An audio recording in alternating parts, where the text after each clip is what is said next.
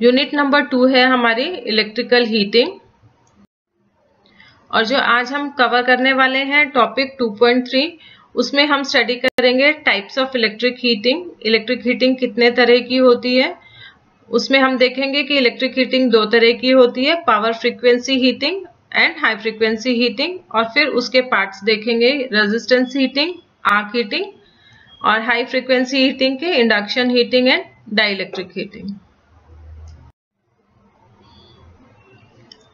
Electric heating जो है हमारी, उसको हम ब्रॉडली 2 पार्ट्स में क्लासिफाई कर सकते हैं। एक तो पावर फ्रीक्वेंसी हीटिंग और दूसरा high frequency heating.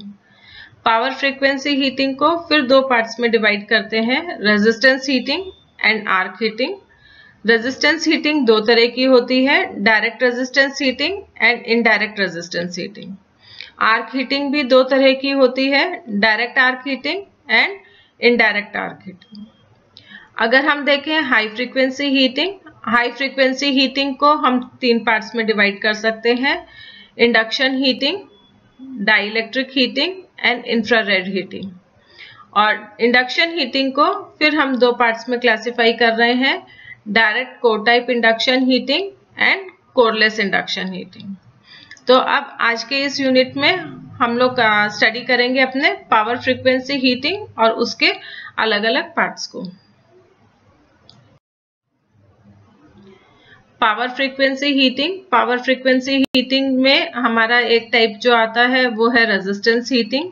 Resistance heating को हमने 2 पार्ट में क्लासिफाई किया था, direct resistance heating and indirect resistance heating. तो अभी हम देखते हैं what is direct resistance heating. जो डायरेक्ट रेजिस्टेंस हीटिंग है, डायरेक्ट रेजिस्टेंस हीटिंग में जो हमारा करंट है वो पास किया जाता है डायरेक्टली टू द चार्ज, और जब ये करंट पास किया जाता है तो I² और R लॉसेस होते हैं, और इस I² R लॉसेस के कारण ही हीट प्रोड्यूस होती है डायरेक्टली उस बॉडी में जिसको कि हमें हीट करना पड़ता है। डायरेक्ट रेजिस्टेंस हीटिंग हम यूज में लेते हैं रेजिस्टेंस वेल्डिंग के लिए, या फिर पानी को हीट करने के लिए, जहाँ पे हम इलेक्ट्रोड बॉयलर्स काम में लेते हैं।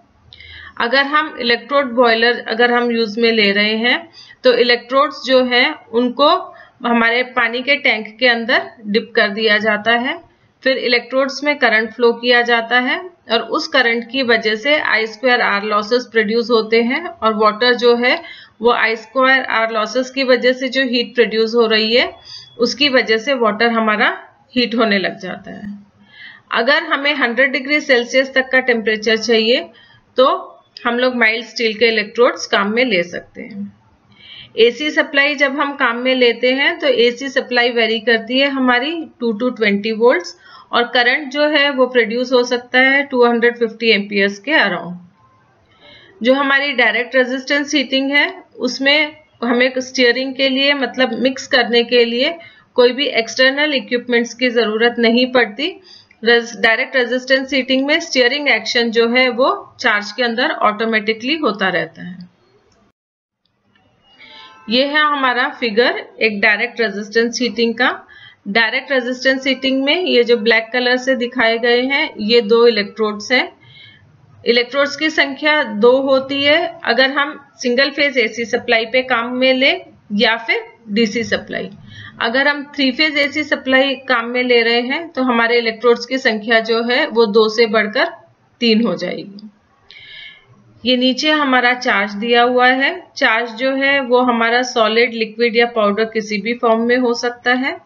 फिर एक लेयर हमने हाई रेजिस्टिव पावर की दे रखी है, स्प्रिंकल कर रखी है अपने चार्ज के ऊपर। ये हम स्प्रिंकल कर सकते हैं जब हमारा चार्ज सॉलिड या पाउडर फॉर्म में हो। हाई रेजिस्टिव पावर स्प्रिंकल किया जाता है ताकि हीटिंग हमारी यूनिफॉर्मली हो सके और इजीली हो सके। नेक्स्ट है हमारी इनडायरेक्ट रेजिस्टेंस हीटिंग। जो इनडायरेक्ट रेजिस्टेंस हीटिंग होती है उसमें जो हमारा करंट है वो डायरेक्टली हमारा चार्ज के कांटेक्ट में नहीं आता। पहले हमारे एलिमेंट्स जो हैं वो हीट अप होते हैं और फिर वो इस हीट को हमारे चार्ज को ट्रांसफर करते हैं, या तो रेडिएशन के प्रोसेस से या फिर कन्वेक्शन के प्रोसेस से। जब इस तरह के मेथड में, जो कि हमारा इनडायरेक्ट रेजिस्टेंस हीटिंग है, हमारा करंट जो है डायरेक्टली हमारे चार्ज में पास नहीं हो रहा है, इसलिए यहाँ पे जो स्टीयरिंग एक्शन है वो नेचुरल नहीं होता, हमें एक एक्सटर्नल स्टीयरिंग इक्विपमेंट या कोई स्टीयरिंग एपरेटस लगाना पड़ता है ताकि हमें यूनिफॉर्म हीटिंग मिल सके। इनडायरेक्ट रेजिस्टेंस हीटिंग के प्रिंसिपल पे वर्क करने वाले हमारे डे टू डे लाइफ में जो इक्विपमेंट्स काम में लिए जाते हैं, उसमें से जो कॉमन एग्जांपल है वो है immersion rod, electric kettles, electric iron, cooking oven etcetera. ये फिगर शो करा है हमारा इनडायरेक्ट रेजिस्टेंस हीटिंग का। इसमें हम देख रहे हैं कि जो हमारे ये जो रेजिस्टेंस की शेप में दिखाया हुआ है, ये हमारे इलेक्ट्रोड्स हैं। इसको हम एसी या डीसी कोई सी भी सप्लाई दे सकते हैं।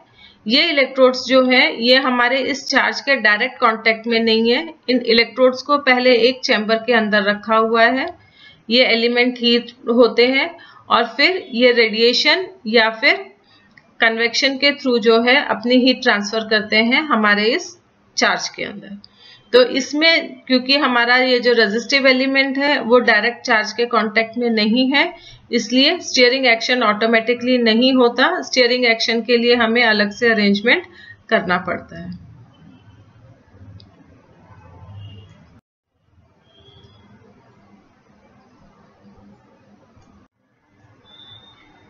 इलेक्ट्रिक आर्क हीटिंग में हमारे पास जो इलेक्ट्रिक फर्नेस है वो हमारा इस प्रिंसिपल पे डिपेंड करता है कि जब भी कोई एक इलेक्ट्रोड जो होता है हमारा, उसको अगर हम एक थोड़े से स्मॉल डिस्टेंस से सेपरेट करते हैं और अगर इलेक्ट्रिक करंट फ्लो किया जाता है तो उस इलेक्ट्रोड के बीच में और जो हमारा दूसरा चार्ज है उसके बीच में जो गैप होता है वो आयोनाइज हो जाता है और उस आयोनाइज की वजह से जो हमारी एयर है बीच में वो एक कंडक्टिंग पाथ का काम करती है, जिसकी वजह से जो इलेक्ट्रोड्स के बीच में जो कंडक्टिंग पाथ प्रोड्यूस हुआ है वहां एक कंटिन्यूअस स्पार्क जनरेट होता है और ये कंटिन्यूअस स्पार्क ही हमारा आर्क कहलाता है।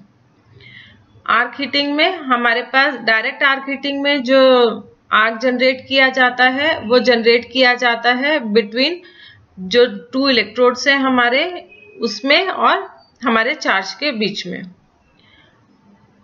और जो दो इलेक्ट्रोड्स के बीच में जो हमारा जो टेम्परेचर जनरेट होता है आर्क हीटिंग में, टेम्परेचर जो है डायरेक्ट आर्क हीटिंग में 300 डिग्री सेल्सियस से लेके 3500 डिग्री सेल्सियस के आसपास किया जा सकता है।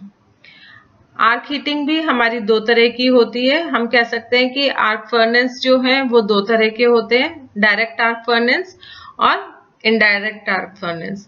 तो डायरेक्ट आर्क फर्नेस में जो आर्क एस्टेब्लिश किया जाता है वो चार्ज और इलेक्ट्रोड के बीच में होता है। जो हीट है वो डायरेक्टली कंडक्ट की जाती है हमारे चार्ज में, इसलिए इसको हम कहते हैं direct arc heating. Direct arc heating में जो हमारे इलेक्ट्रोड्स हैं वो कार्बन या ग्रेफाइट के बने हुए होते हैं और जो पावर कंट्रोल की जाती है आर्क की वो हम कंट्रोल कर सकते हैं by varying the length of arc. और लेंथ ऑफ आर्क को हम चेंज कर सकते हैं अपने इलेक्ट्रोड्स को मूव करके, और इलेक्ट्रोड्स का जो मूवमेंट है वो मैन्युअली भी हो सकता है और ऑटोमेटिकली भी हो सकता है। डायरेक्ट आर्क फर्नेस जो है वो 0.8 पावर फैक्टर लैगिंग पे वर्क करते हैं। डायरेक्ट आर्क फर्नेस के यूजेस हो सकते हैं for making alloy steels like stainless steel या फिर हाई स्पीड स्टील के लिए, और composition can be control during refining process. तो रिफाइनिंग प्रोसेस में भी हम लोग डायरेक्ट आर्क हीटिंग काम में लेते हैं। ये जो फिगर है ये हमारा डायरेक्ट आर्क हीटिंग का फिगर है। ये हमारे 3 इलेक्ट्रोड्स दिखाए गए हैं। 3 इलेक्ट्रोड्स होंगे अगर हम लोग 3 फेज एसी सप्लाई काम में ले रहे हैं। अगर हम सिंगल फेज एसी सप्लाई या डीसी सप्लाई काम में लेंगे तो हमारे ये इलेक्ट्रोड्स की संख्या 3 की जगह 2 हो जाएगी। फिर ये हमारे रिफ्रैक्टरी लाइनिंग है जो हमारे फर्नेस की है। फिर स्लैग फॉर्मेशन होता है, तो स्लैग रिमूव करने के लिए यहाँ पे एक डोर होता है, यहाँ से जो भी एक्स्ट्रा स्लैग मटेरियल प्रोड्यूस होता है उसको निकाल दिया जाता है। Gap for air to enter, यहाँ से एयर एंटर होती है और इसमें हम देखेंगे कि जो आर्क प्रोड्यूस हो रहा है ये हमारा चार्ज है। चार्ज और इलेक्ट्रोड के बीच में डायरेक्टली ये जो गैप दे रखा है इसमें हमें जो है आर्क प्रोड्यूस होता है, इसलिए हम इसको कहते हैं डायरेक्ट आर्क फर्नेस।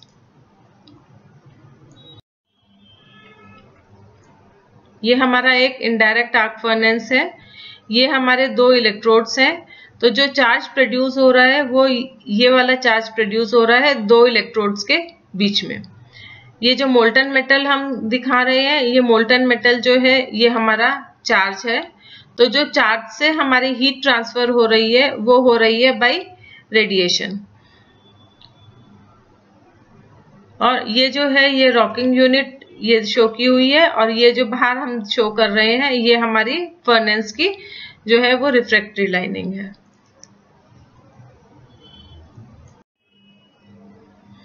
दूसरी जो हमारी हीटिंग है वो है high frequency heating. High frequency heating हमारी दो तरह की होती है, इंडक्शन हीटिंग और डाइलेक्ट्रिक हीटिंग। आज के लेक्चर में हम इंडक्शन हीटिंग स्टडी करेंगे और जो डाइलेक्ट्रिक हीटिंग है वो हम नेक्स्ट अपना जो लेक्चर होगा उसमें कवर करेंगे। इंडक्शन हीटिंग जो है, इंडक्शन हीटिंग तीन तरह की हो सकती है हमारी, core type induction heating, vertical core type induction heating या फिर कोरलेस इंडक्शन हीटिंग।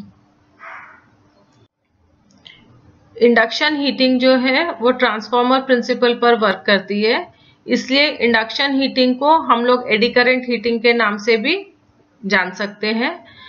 जो हमारा करंट जो है वो इंड्यूस हो रहा है इलेक्ट्रोमैग्नेटिक इंडक्शन के प्रिंसिपल पे, और जो इंडक्शन हीटिंग है उसमें हम लोग लो फ्रीक्वेंसी पे काम कर सकते हैं अगर हमारा कोर टाइप इंडक्शन फर्नेस है, और अगर हमें हाई फ्रीक्वेंसी पे काम करना है तो हम कोरलेस इंडक्शन फर्नेस भी यूज ले सकते हैं। Design of core type induction furnace. जो हमारी core type furnace induction furnace heating है वो है हमारा ट्रांसफॉर्मर की तरह काम में ली जाती है। तो जो हमारा मेटल जिसको हमें हीट करना है वो एक्ट करता है as a single turn short circuited secondary, जो कि मैग्नेटिकली कपल्ड होता है हमारी प्राइमरी वाइंडिंग के with the help of iron core. जो करंट फ्लो कर रहा है हमारे चार्ज के अंदर वो बहुत हाई होता है और वो हो सकता है 1000 एम्पियर्स की रेंज में। और फिगर को अगर हम देखेंगे तो हमें समझ में आएगा कि जो कपलिंग है वो लूज है, जिसकी वजह से लीकेज रिएक्टेंस जो है वो हाई होता है। तो जो हमारी कोर टाइप इंडक्शन हीटिंग है उसमें हमारा पावर फैक्टर जो है वो लो रहता है। तो इस चीज को ओवरकम करने के लिए हम जो है कोर टाइप इंडक्शन फर्नेस को उसको ऑपरेट करते हैं लो फ्रीक्वेंसी पे, और वो लो फ्रीक्वेंसी जो है वो होती है 10 हर्ट्ज के अराउंड। जो मेन एडवांटेज है हमारे कोर टाइप इंडक्शन हीटिंग की उसमें यह है कि इलेक्ट्रोमैग्नेटिक फोर्सेस जो है वो बहुत ज्यादा टर्बुलेंस क्रिएट करती है, जिसकी वजह से जो मोल्टन मेटल है वो एक सर्टेन पॉइंट पे आने के बाद बहुत ज्यादा हीटअप हो जाता है, इसलिए हमें जो फ्रीक्वेंसी है इसको लो रखना पड़ता है। एक और जो डिसएडवांटेज है हमारी कोर टाइप फर्नेस हीटिंग की वो है कि जो क्रूसिबल जो है वो उसका जो शेप है वो बहुत ऑड होता है, और उसकी वजह से उसमें से हमारा मोल्टन मेटल को निकालना जो है वो उतना इजी नहीं होता। ये फिगर है हमारा कोर टाइप फर्नेस का। तो ये हमारा जो है ये मैग्नेटिक कोर है, ये हमारी प्राइमरी वाइंडिंग है जिसको हम सप्लाई दे रहे हैं, और ये सेकेंडरी वाइंडिंग का काम कर रहा है। तो ये जो हमारा क्रूसिबल है ये क्रूसिबल है और इसके अंदर हमारा जो है वो चार्ज प्लेस किया जाता है। तो ये जो क्रूसिबल है इसमें से मोल्टन मेटल निकालना जो है वो कन्वीनियंट नहीं होता, एक ड्रॉबैक ये है, और दूसरा इसको हमें लो फ्रीक्वेंसी पे ही रखना पड़ता है, नहीं तो जो चार्ज में हीटअप होने के बाद टर्बुलेंस प्रॉब्लम आती है।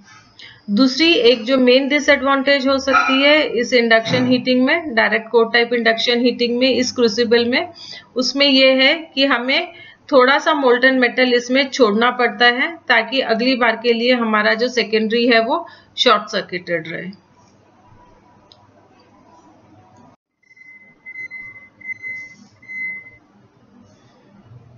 तो इसमें वही पॉइंट है जो हम लोगों ने कहा था, at the time of starting a complete ring of metal must be present in the crucible, otherwise the secondary winding will remain open and heat will not be produced.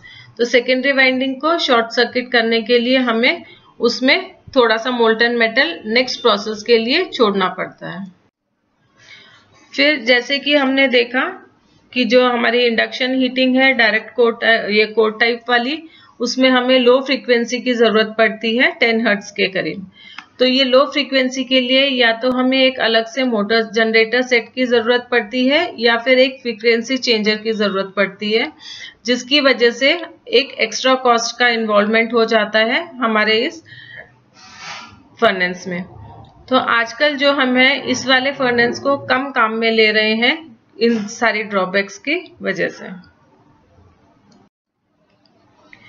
फिर उसका थोड़ा सा इम्प्रूव फॉर्म हमने निकाला vertical core type furnace, और vertical core type furnace को हम Ajax what furnace के नाम से भी जान सकते हैं।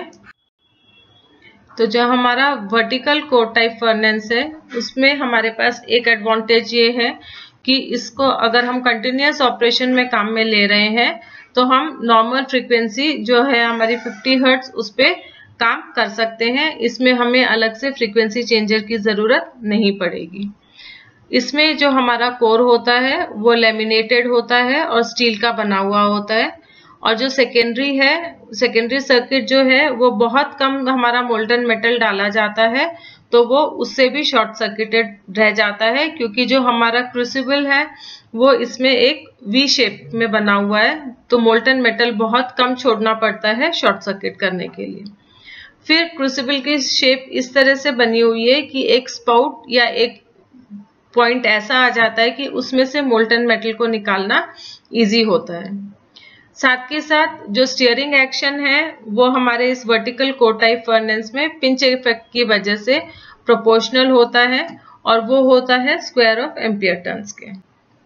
इसमें सेकेंडरी को शॉर्ट सर्किट करने के लिए जो हम मोल्टन मेटल छोड़ते हैं, तो अगर हमें ओवरनाइट अगर हम फर्नेस काम में नहीं ले रहे तो भी सेकेंडरी को में जो हमें मोल्टन मेटल मिल रहा है उसको मोल्टन मेटल की कंडीशन में रखने के लिए हम बहुत ही रिड्यूस वोल्टेज की सप्लाई अपने फर्नेस को देते रहते हैं, ताकि हमारी फर्नेस जो है वो नेक्स्ट ऑपरेशन के लिए कंटिन्यू रह सके। ये है फिगर हमारा एजेक्स टाइप फर्नेस का। ये हमारी फायर ब्रिक्स हैं, रिफ्रैक्टिव लाइनिंग्स दे रखी है। ये हमारा जो है शो किया हुआ है, ये हमारा आयरन कोर है, इसका क्रॉस सेक्शनल व्यू शो किया हुआ है, ये आयरन कोर है हमारा। ये जो है ये हमारी प्राइमरी वाइंडिंग है। जो हमारा क्रूसिबल है वी शेप का, वो हमारा ये वी शेप का क्रूसिबल है, और इसमें जो स्टीयरिंग एक्शन होता है वो पिंच इफेक्ट के हिसाब से ऑटोमेटिकली अपना होता रहता है। इसको कंटिन्यूअस स्टेज में रखने के लिए यहाँ पे थोड़ा सा भी मेटल होगा तो भी वो इजीली हो जाता है, और फिर जो हमारा मोल्टन मेटल है वो यहाँ इस स्पाउट के थ्रू हम इजीली बाहर निकाल सकते हैं।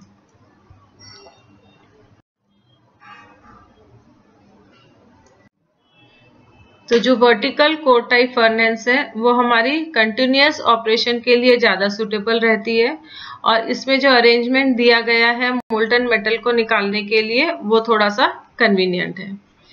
ये फर्नेस जो है वो वर्क करते हैं 0.8 पावर फैक्टर पे, और इसमें जो पावर की जरूरत पड़ती है वो लगभग होती है 2000 किलोवाट पर टन के करीब। जो हमारा मेल्टिंग प्रोसेस है वो जो है मेल्टिंग प्रोसेस अगर हमारे लार्ज साइज के फर्नेस है तो 1.5 आवर से 2 आवर्स तक का टाइम लगता है, और अगर छोटे फर्नेस है तो उसमें टाइम कम लगता है। जो हमारा वर्टिकल कोर टाइप फर्नेस है उसको हम काम में लेते हैं for melting and refining of non ferrous metals जैसे कि ब्रास, कॉपर, जिंक। इसमें एफिशिएंसी जो है वो 75% के करीब है, और जो हमारा फर्नेस की साइज है वो 60 किलोवाट से लेके 300 किलोवाट तक होती है सिंगल फेज 50 हर्ट्ज के लिए, और जो वर्किंग जो वोल्टेज जो है वो 600 वोल्ट्स के करीब होती है। एडवांटेजेस है कि इसमें जो हमारे पास है वो कंट्रोल सिंपल है, आइडियल वर्किंग कंडीशन होता है कूल टेम्परेचर में काम में ली जा सकती है। इसमें डर्ट, नॉइज या स्मोक की प्रॉब्लम नहीं होती। हाई पावर फैक्टर होता है 0.8 से 0.85 के करीब। इसमें क्रूसिबल जो है वो एब्सेंट होता है, या हम कह सकते हैं कि एक कन्वीनियंट होता है इसमें क्रूसिबल का शेप। फिर यूनिफॉर्म स्टीयरिंग एक्शन होता है, और उसके लिए हमें अलग से कोई भी स्टीयरिंग एक्शन के लिए कोई मैकेनिज्म लगाने की जरूरत नहीं पड़ती।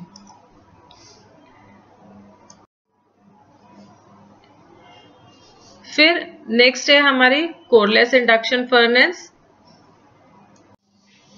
जो हमारा कोरलेस इंडक्शन हीटिंग होती है उसमें क्योंकि हमारे पास कोर नहीं होता, तो जो क्रूसिबल जो है वो एक और मोर कन्वीनियंट शेप का होता है, और इसमें जो हमारे पास चार्ज होता है वो मेल्ट किया जाता है, और सेकेंडरी का काम करता है वो हमारी ट्रांसफार्मर का, और जो प्राइमरी वाइंडिंग है वो क्रूसिबल के ऊपर ही वाउंड की हुई होती है।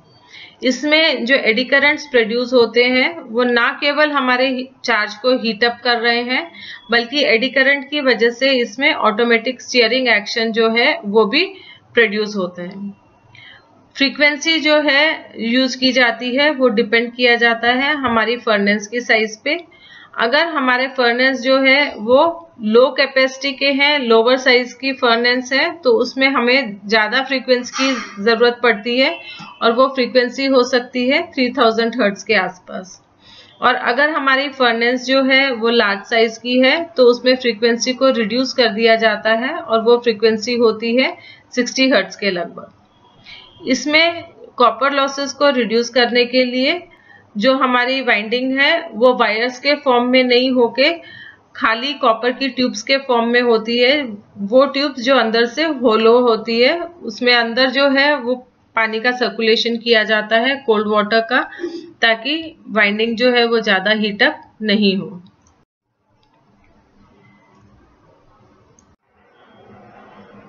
कोरलेस जो इंडक्शन फर्नेस है वो ज्यादातर काम में लिया जाता है फॉर मेल्टिंग ऑफ स्टील और बाकी हमारे जो फेरस मेटल्स हैं उनके लिए।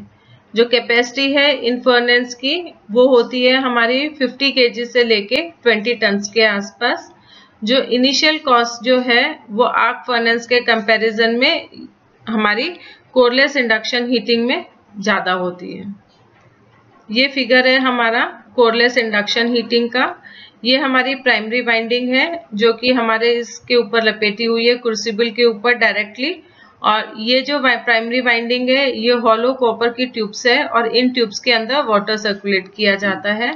ये हमारा चार्ज है, और जब ये चार्ज हीट होता है तो एडी करंट्स प्रोड्यूस होते हैं, जिसकी वजह से हमारा चार्ज हीट अप हो रहा है, और इन एडी करंट्स की वजह से ही यहाँ पे हमारे पास स्टीयरिंग एक्शन जो है वो ऑटोमेटिकली होता रहता है।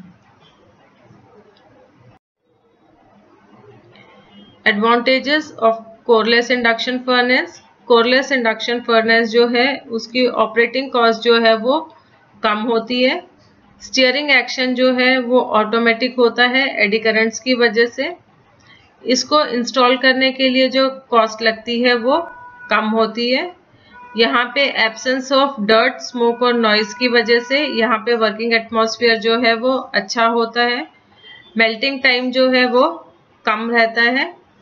सिंपल चार्जिंग होती है, और जो मोल्टन मेटल की पोरिंग होती है वो इजी होती है इन फर्नेस में, और इनको हम लोग इजीली काम में ले सकते हैं for high grade alloy steels की मेल्टिंग के लिए।